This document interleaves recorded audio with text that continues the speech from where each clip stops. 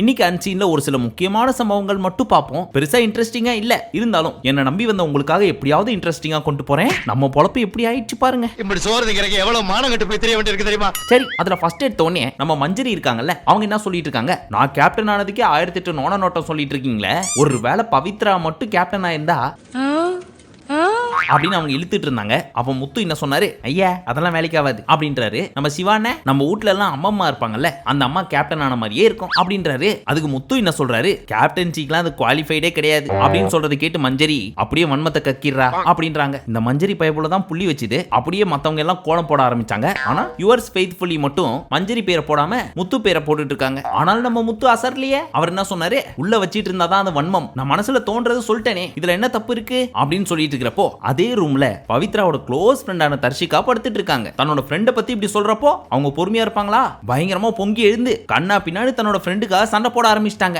அப்படின்னு நான் சொல்லுவேன். நீங்க நினைப்பீங்க இல்ல, அதெல்லாம் ஒண்ணும் பண்ணல, சிம்பிளா என்ன சொன்னாங்க, அப்படிலாம் ஜட்ஜ் பண்ற முடியாது முத்து, பவித்ரா நல்லா தான் பண்ணுவாளோன்னு தோணுது, தெரியலைங்க, எனக்கு தோன்றதை நான் சொன்னேன். ஐயோ முத்து, நீ சொன்னன்றதுக்காக சொல்லல, பொதுவா சொன்னேன், நல்லா பொதுவா சொன்ன அப்படின்னு சொல்லிட்டு இருக்காங்க. ஆனா ஒன்னு நோட் பண்ணி பாத்தீங்களா, வீட்டுக்குள்ள இந்த பவித்ராவும் ஆனந்தியும் மட்டும் எப்ப பார்த்தாலும் தனியா சுத்திட்டு இருக்காங்க. என்ன பண்றாங்கன்னு தெரிய மாட்டேங்குது. சரி, இந்த ஆனந்தியாவது ஏதாவது லைட்டா அப்பப்போ வன்மத்தை கொட்டிட்டு இருக்காங்க. பட் பவித்ரா யார் என்ன பேசினாலும் வாயை பார்த்துட்டு ஆமா ஆமா இல்ல இல்ல அப்படின்னு சத்யாவோட ஃபீமேல் வெர்ஷன் மாதிரி அப்பப்போ ஆமா சாமி போடுறாங்க. மேபி லாஸ்ட் வீக்ல அந்த கிளவி வேஷம் போட்டிருந்தாங்க தெரியுமா, ராஜகுரு கெட்டப்ல, அதெல்லாம் ஓகே. பட் டாஸ்க் தாண்டி என்ன பண்றாங்க அப்படின்னு கேட்டா நெக்ஸ்ட் நம்ம விஷால் சொல்லிட்டு இருந்தார் தெரியுமா நேத்து, எப்ப பார்த்தாலும் சௌந்தர்யாவும் ரயானும் ஒன்னா சுத்திட்டு இருக்காங்க அப்படின்றதுனால கோவா கப்புள் அப்படின்னு பேர் வச்சேன். ஆனா இப்போ அதுல 2 பேர் சேர்ந்துக்கிட்டாங்க, ஜெஃப்ரி அண்ட் ஜாக். சோ இந்த 4 சேர்ந்துக்கிட்டு கோவா கப்புள் அப்படின்றத மாத்தி கோவா கேங்னு வச்சுக்கிட்டாங்க அப்படின்னு ஃபீல் பண்ணிட்டு இருந்தார் இல்லையா. சோ இந்த கோவா கேங் என்ன பண்ணாங்க, எங்களை சுத்தி நிறைய பேர் எங்க மேல கண்ணு வச்சிட்டு இருக்காங்க, அதனால வயசுல பெரியவரா வந்து சுத்தி போடுங்கனே அப்படின்னு ரஞ்சித் அண்ணன் கேட்க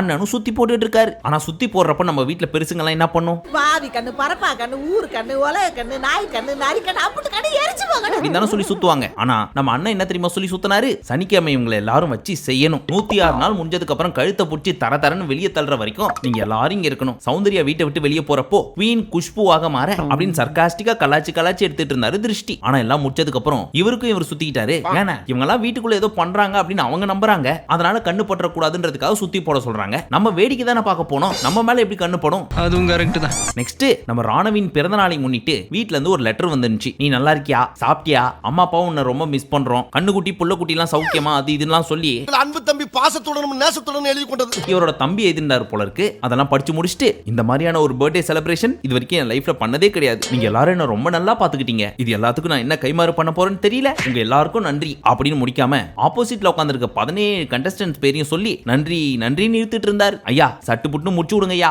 ரொம்ப லென்த்தா போயிட்டு இருக்குது அப்படின்னு ஃபீல் பண்ணி பார்த்துட்டு இருந்தோம். சோ முடிச்சு விட்டு ஒரு பாட்டை பாடினாரு பாருங்க, அதோட ஒரு குட்டி கிளிம்ஸை மட்டும் நீங்க பாருங்களேன். பார்த்த என் ஃபேமிலி ஒசரத்தில் உன்ன கூட்டி நான் சுமப்பேனே. சின்ராசன பாட ஆரம்பிச்சிட்டாரு, இனிமே குழந்தை அழுகி நிறுத்திடும். வீரன் தன்னை எஸ்பிபி ஆக உணர்கிறான் அப்படின்ற மாதிரி ரொம்ப கான்பிடென்ட்டாவும் அழகாவும் பாடிட்டு இருந்தாரு. அப்புறம் வீட்ல இருந்து பிரியாணி எல்லாம் வந்துச்சு, அதனால நம்ம எல்லாரும் சேர்ந்து சாப்பிடலாம் அப்படின்னு பாசத்துல நம்ம கண்ணம்மா வீட்டுக்காரே தோத்து போற லெவலுக்கு பயங்கரமா பேசிட்டு இருந்தாரு ராணவ். அப்படியே போய் எல்லாரையும் கட்டி புடிச்சு நன்றி சொல்லி நம்ம ரஞ்சித் அண்ணன் கால்ல எல்லாம் விழுந்து ஆசீர்வாதம் வாங்கிட்டு இருந்தாரு. எவ்வளவு நல்ல மனசு இல்ல நம்ம ராணவுக்கு. பட் இவரோட பேச்சு நடவடிக்கை இதெல்லாத்தையும் உத்து கவனிச்சிங்கன்னு வச்சுங்களேன், ஆள் மட்டும் தான் பாக்கிறதுக்கு ராணா மாதிரி ஹைட் அண்ட் வெயிட்டா இருப்பாரு. ஆனா உள்ளுக்குள்ள குழந்த மனசு மட்டும் கிடையாது, மைண்டுமே குழந்தை மைண்டு தான். பேப்பர் வெள்ளையா இருக்கு, அது மாதிரி தான் அவர் மனசும். ஃபைனலி இதெல்லாம் முடிச்சதுக்கு அப்புறம் கேமரா முன்னாடி தனியா போய் ஒரு சில விஷயம் எல்லாம் சொல்லிட்டு இருந்தாரு. அதுவும் ரொம்ப கமுக்கமா, ஏன்னா பக்கத்துல ஏதோ ஒரு பீஸ் உட்காந்து பாத்திரம் கழுவிட்டு இருந்திருக்கு. அதனால அவர் கேட்காம நமக்கு மட்டும் கேட்கிற மாதிரி குசு குசுன்னு சொன்னாரு. அப்படி என்ன சொன்னாரு அப்படின்னா, பிக் பாஸ் என்ன நம்பி ஒரு மிகப்பெரிய பொறுப்பை கொடுத்தீங்க, ஆனா நான் பெருசா பண்ணல, ரொம்ப வருத்தமா இருக்கு. ஆனா இனி பாருங்க ராணவ் யாரு அப்படின்றத உணர்த்துற தருணம் வந்துருச்சு. இதுக்கப்புறம் நம்ம ஆட்டம் வெறித்தனமா இருக்கும் அப்படின்னு பயங்கரமான டயலாக பவ்யமா பேசிட்டு இருந்தாரு நம்ம ராணவ். ஆக்ரோஷமா பேச வேண்டிய டயலாக ஆட்டுக்குட்டியை தடவி கொடுக்குற மாதிரியே பேசுறீங்களே இன்சே. அடுத்து நம்ம தர்ஷிகா ரஞ்சித் அண்ணே அண்ட் சிவா அண்ணே இவங்க 2 பேரையும் பார்த்து, சே ஹஸ்பண்ட்னா உங்கள மாதிரி தான் இருக்கணும், பொண்டாட்டிகளை எப்படி பாத்துக்கிறீங்க அப்படின்னாங்க. எது பொண்டாட்டிகளா, எத்தனை பொண்டாட்டிங்க அப்படின்னு பார்த்தா ரஞ்சித் அண்ணனுக்கு அவரோட ஒய்ஃப், சிவா அண்ணனுக்கு அவரோட ஒய்ஃப். சோ இவங்க 2 பேரையும் சேர்த்து தான் பொண்டாட்டிங்க அப்படின்னு இருக்காங்க. பட் நம்மளோட கரப்டட் மைண்ட் எங்கெங்கயோ போயிருந்திருக்கு. வெரி சாரி, உங்க எண்ணம் சோ இதெல்லாம் சொல்லி முடிச்சுட்டு எனக்கும் இந்த மாதிரி ஒரு கணவன் வந்தா அதை விட வேற ஆனந்தம் எதுவுமே கிடையாது அப்படின்னு பேசிட்டு இருக்கிறப்போ இந்த கேமராமேன் பைப்ல என்ன பண்ணிருக்கோம், ஆஹா திருப்பிட்டாங்கய்யா. அதேதான் விஷால் பக்கம் கேமராவை திருப்பிச்சிங்க. நம்பாலோ டேய் ஏன்டா என்னையே எல்லாரும் பாக்குறீங்க, நான் இப்பதான்டா புள்ளையார் சுழியே போட்டிருக்கிறேன், அதுக்குள்ள புருஷன் லெவலுக்கு கொண்டு போயிட்டீங்களே அப்படின்ற மாதிரியே பார்த்துட்டு இருந்தாரு. அதுக்கு ஏன் என் பக்கம் பாக்குறேன்? நெக்ஸ்ட் 1 hour ஷோல ஒன்னு நம்ம கவர் பண்ணல, ஏன்னா அது ரொம்ப மொக்கையா இருந்துச்சு. அதாவது 1 வேர்ட்ல ஒவ்வொரு கண்டஸ்டன்ஸும் மத்த கண்டஸ்டன்ஸ் பத்தி ஏதாவது சொல்லணும் அப்படின்னு சொல்லியிருந்தாங்க. சோ வந்த எல்லா பீஸுங்களும் பெருமையாவே பேசிட்டு இருந்துச்சுங்களா, இதெல்லாம் ஒரு கண்டென்ட் நம்ம கவர் பண்ணுமா அப்படின்னு விட்டோம். ஆனா இந்த அன்சீன்ல போய் பார்த்தா நம்ம சத்யா என்ன தெரியுமா சொல்லியிருக்காரு, எனக்கு அருண் பிரியாணி மாதிரி எப்பவும் ஃபேவரட், சிவா நெய் தோசை மாதிரி சாஃப்டா ஸ்வீட்டா இருப்பாரு இப்படின்னு ஒவ்வொரு கண்டஸ்டன்ஸையும் ஹோட்டல்ல இருக்கிற டிஷ்ஷோட கம்பேர் பண்ணி வச்சு பேசிட்டு இருந்தாரு. இத பார்த்துட்டு காண்டான நம்ம கண்ணம்மா விட்டுக்காரு, இதெல்லாம் ஒரு டாஸ்க், வந்த ஒரு பீஸுங்களாவது ஒழுங்கா சொல்லிச்சிங்களா, எல்லாமே டிப்ளமேட்டிக்கா ஒவ்வொரு பீஸுங்களையும் பத்தி புகழ்ந்து பாடிட்டு இருக்குதுங்க பாட்டு. ஆனா கொஞ்ச நேரத்துல நாமினேஷன் வந்துரும், அங்க போய் இங்க இருக்க எந்தெந்த பீஸுங்கள்லாம் குறை சொல்லிச்சிங்களோ அப்படியே உல்டா பண்ணி கழுவி ஊத்தணும். அப்படி இருக்கிறப்ப என்ன டேஷுக்கு இந்த மாதிரி டாஸ்க் வைக்கணும் அப்படின்னு வேலிடான ஒரு பாயிண்ட் கேட்டாரு. கண்ணம்மா வீட்டுக்காரரா கொக்கா, லாஸ்ட் சீசனோட டைட்டில் வின்னருக்கே புத்திமதி சொன்னவரே, அப்ப நம்ம கண்ணம்மா வீட்டுக்காரரோட புத்தி எந்த அளவுக்கு இருக்கும்? உன் புருஷன் மத்தவங்க மாதிரி இல்லம்மா, பிராட் மைண்ட். அடுத்ததாக நம்ம சிவானே ராணுவோட மண்டையை கழுவிட்டு இருக்காரு. இங்க பாரு ராணுவ, இந்த நாமினேஷன் லிஸ்ட்ல ஏன் உன் பேர் இல்ல, ஏன்னா இன்னைக்கு உன் பர்த்டே, ஆனா உன் பேர் இருக்கு, ஆனா சொல்ல வேணாம்னு சொல்லி இவங்க எல்லாரும் முடிவு பண்ணிருக்கானுங்க. அப்போ யாரை நாமினேட் பண்ணும் அப்படின்றதெல்லாம் டிஸ்கஸ் பண்ணிட்டு தானே இருக்காங்க இந்த பசங்க. இப்போ முத்துவும் விஷாலும் ஏன் ஒன்னா பாத்ரூம் போனோம் சொல்லு ராணுவே, எதுக்கு போகணும் இப்ப நான் சொல்லணுமானே? ஆமாப்பா சொல்லு. ஐயோ நம்மள கோத்துறாரு இந்த ஆளு, சரி குத்து மதிப்பா ஒன்னு சொல்லுவோம் அப்படின்னு கேள்விக்கு சம்பந்தமே இல்லாத மாதிரி விஷாலுக்கும் முத்துக்கும் ஆகாது, முத்துக்கும் அருணுக்கும் ஆகாது அப்படின்னு உளறிட்டு இருக்கு இந்த பீஸ். என்னடா உளறற ராஜா, நான் உன்கிட்ட என்ன கேட்டேன், ரெஸ்ட் ரூமுக்கு விஷாலும் முத்தும் எதுக்கு சேர்ந்து ஓடணும் தெரியலனே, நீயே சொல்லிடு. அட மண்டையா, 2 பேரும் நாமினேஷன் பத்தி டிஸ்கஸ் பண்ண தான் போறாங்க. எப்படின்னா அது இவங்க 2 பேருக்கு தான் செட்டே ஆகாதே, அதெல்லாம் நம்ம முன்னாடி பூச்சாண்டி காமிக்கிறதுக்கு. ஆனா இதெல்லாமே பிளான், நம்ம முன்னாடி பண்ற பிராங்க். நீ நானும் வைல்ட் கார்டுல வந்தோம், அவங்க 50 நாளா வீட்டுக்குள்ள இருக்காங்க, திடீர்னு ஒன்னே என்னைய குத்தி விட்டு பின்னாடி 3 பேர் சிரிச்சிட்டு இருந்தா என்ன பண்ணுவ அப்படின்னு all clear shampoo, Pantene, head and shoulders, Meera சீகா இப்படின்னு மளிகை கடையில இருக்கிற எல்லா சீகா ஷாம்பையும் போட்டு ராணுவ மண்டைய கழுவன்னு கழுவிட்டு இருக்காரு. அந்த பீஸும் அப்படியா அப்படின்னு கேட்டுட்டு இருக்குது. எவ்வளவு பெரிய முட்டாளா இருந்தா இப்பதான் புரிஞ்சது. நெக்ஸ்ட் நம்ம சார்ஜன் சௌந்தர்யா பயங்கர கோவமா இருக்காங்க. கையில 4 கப்பு. எல்லாரும் நான் சொல்றது கவனிங்க, நீங்க எல்லாம் என்ன நினைச்சிட்டு இருக்கீங்க? கப்பை புடிச்சு கண்ணா பின்னு வாய் வச்சு தண்ணி குடிக்கிறீங்க, அது அப்படியே வச்சுட்டு போயிடுறீங்க. உங்க எச்சி எவன் குடிப்பான்? இனிமே நீங்க தண்ணி பூச்சி குடிச்சாலும் சரி அதை கழுவி வைக்கணும். அப்படி தப்பி தவறி நீங்க மட்டும் கழுவாம வச்சீங்கன்னு வைங்க, அவ்வளவுதான் அப்படின்னு ஏதோ பயங்கரமா சொல்ல போறாங்கன்னு பார்த்தா நான் கரெக்டா கண்டுபிடிச்சிருவோம் பாத்துக்கங்க அப்படின்ட்டு போயிட்டாங்க. இதை பார்த்த உடனே சுத்தி இருக்கிறவங்க எல்லாம் இது ஒரு காமெடி பீஸ், நேரம் காலம் தெரியாம காமெடி பண்ணிட்டு இருக்கோம் அப்படின்னு சிரிச்சிட்டு இருக்காங்க.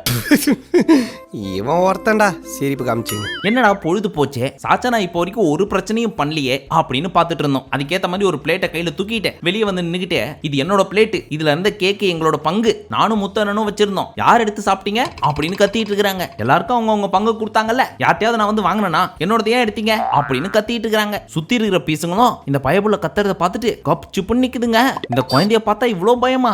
நான் கடும் கோபக்காரங்கிற தெரிஞ்சுட்டு அப்படியே ஓரங்கட்ட பத்தியா, இந்த பயம் லைஃப் லாங்.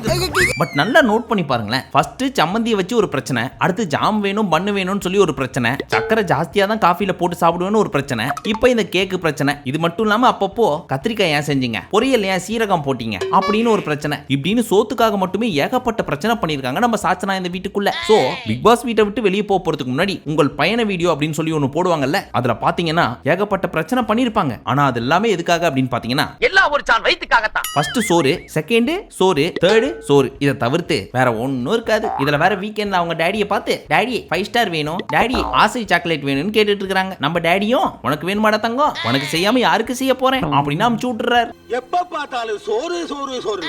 நெக்ஸ்ட் நம்ம ரயான் சௌந்தர்யா கிட்ட போய் அதோ மூலையில ஒரு டோர் தெரியுது பத்தியா, அந்த டோரை திறந்தேன்னு வச்சுக்க, உள்ள ஒரு நெய் முறுக்கு இருக்கும், அதை உன்னால எடுக்க முடியுமா? அவ்வளவுதானே, நான் பாத்துக்கிறேன் உடே அப்படின்னு சொல்லிட்டு சைலண்டா போய் அப்படியே அந்த முறுக்கு எடுத்து முந்தானையில வச்சுக்கிட்டு யாருக்குமே தெரியாம எட்டி பார்த்து ஃபைனலி எடுத்துன்னு போய் பெட்ல வச்சுட்டு வந்துட்டாங்க. ஃபைனலி அதை போய் பதுக்கி வச்சுட்டு வந்ததுக்கு அப்புறம் நம்ம ரயான் என்ன சொன்னாரு, பரவாயில்லையே சிறப்பா பண்ணிட்டியே, கைய கொடு அப்படின்னு தொட்டு பார்த்துட்டு, என்னம்மா சில்லுன்னு இருக்கு என் கைய? அப்படித்தான். அப்படியா, சரிம்மா நல்லா திருடுறியே, இதுக்கு முன்னாடி எல்லாம் திருடி இருக்கியா அப்படின்னு கேட்டாரா. அதுக்கு நம்ம சௌந்தர்யா, ஓ நிறைய திருடி இருக்கேனே, எங்க அப்பா பாக்கெட்ல இருந்து 5000 ரூபாய் திருடி இருக்கேன். எப்படிமா உங்க அப்பா கண்டுபிடிக்கலையா? கண்டுபிடிச்சிட்டாரு. எப்படிமா கண்டுபிடிச்சாரு? அப்பா கட்டா காசை வச்சிருப்பாரா, அது மேல ரப்பர் பேண்டை வேற போட்டு வச்சிருப்பாரு. நான் அந்த 5000 ரூபாய் எடுத்துட்டு ஆர்வத்துல ரப்பர் பேண்டை போடாம வந்துட்டேன். சோ கரெக்டா கண்டுபிடிச்சிட்டாரு. அடேங்கப்பா. அப்புறம் இந்த மாதிரி எத்தனை தடவை திருடி இருப்ப? இந்த மாதிரி நிறைய தடவை திருடி இருக்க அப்படின்னு ஏதோ இமயமலைக்கு போய் கொடி நட்டு வந்த மாதிரி பெருமையா சொல்லிட்டு இருக்காங்க நம்ம சௌந்தர்யா. மேய்க்கிறது எருமை, இதுல என்ன பெருமை? வீட்டுக்குள்ள சோத்த திருடி திங்கிறது, கடைக்கு போனா பப்ஸ் திங்கிறது, சொந்த வீட்லயே அப்பா காசு திருடி திங்கிறது. அடடா,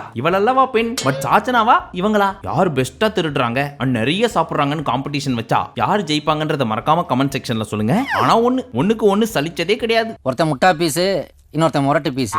சரி, இதெல்லாம் தான் அன்சீன்ல நடந்த மிக முக்கியமான சம்பவங்கள். எது இதெல்லாம் முக்கியமான சம்பவமா அப்படின்னு நீங்க நினைக்கிறது எனக்கு கேக்குது. ஆனா என்ன பண்றது, நம்ம அன்சீன் போடுவோம் சத்தியம் பண்ணிட்டோம். இருக்கிறது தானே சொல்ல முடியும். பட் கண்டிப்பா நீங்க எல்லாம் என்ஜாய் பண்ணிருப்பீங்க, ஃபன்னா போயிருக்கும் அப்படின்னு நம்புறேன். அப்படி போயிடுச்சுன்னு நினைச்சீங்கன்னா மறக்காம லைக் பண்ணுங்க. மீண்டும் உங்களை நாளை காலை சந்திக்கும் வரை நன்றி, வணக்கம், நமஸ்தே, நமஸ்கார்.